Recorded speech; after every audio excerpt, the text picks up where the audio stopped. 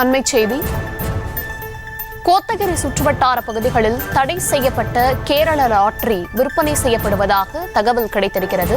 நீலகிரி மாவட்டம் கோத்தகிரி சுற்றுவட்டார பகுதிகளில் தடை செய்யப்பட்ட ஆன்லைன் லாட்டரி விற்பனை நடைபெறுவதாக தகவல் கிடைத்திருக்கிறது.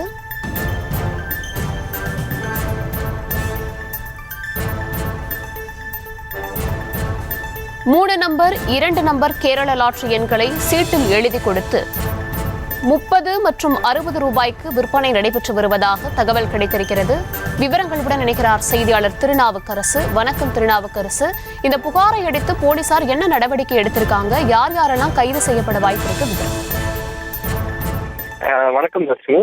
நீலகிரி மாவட்டம் கோத்தகிரி சுற்று வட்டார பகுதியில் தமிழகத்தில் தடை செய்யப்பட்ட லாட்டரி டிக்கெட் அமௌண்ட் விற்பனை நடைபெறுவதாக நமக்கு தகவல் கிடைத்தது. அதன் அடிப்படையில் இந்த நேரில் சென்று பார்க்கும்போது விற்பனை நடைபெற்றுக் கொண்டிருந்தது. இந்த விற்பனை பார்த்த கோத்தகிரியில் முக்கியமாக பஸ் நிலையத்திற்கு அருகிலும் காவல் நிலையத்திற்கு அருகே நடைபெற்றுக் கொண்டிருக்கிறது.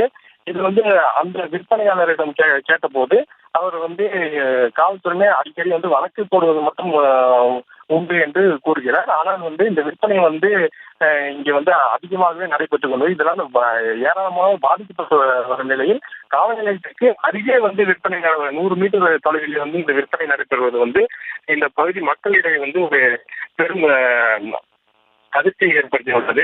காவல்துறையினர் இதை எப்படி பார்க்கறாங்கன்றது தெரியல.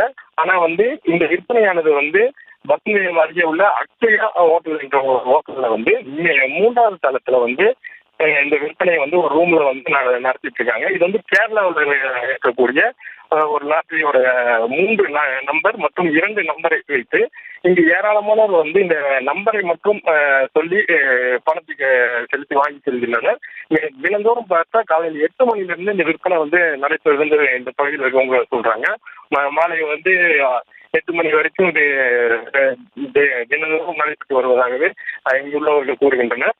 மேலும் இதுல பார்த்தா மதியம் 2 மணிக்கு மேல் இதோட முடிவுகள் தெரிய ஆன்லைன் மூலம் பார்க்கப்பட்டுள்ளது என்றும் கூறுகின்றனர். ஆன்லைனில் பார்த்து இந்த முடிவுகளில் பணம் செலுத்தியவர்களுக்கு அந்த நம்பர் வந்திருந்தா அவங்களுக்கு பணம் இங்கே கொடுக்குறாங்கன்னு சொல்றாங்க.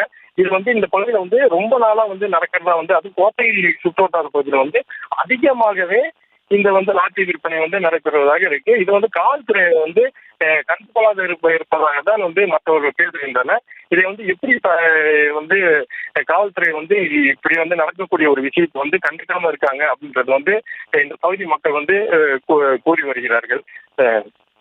தர்ஷன்.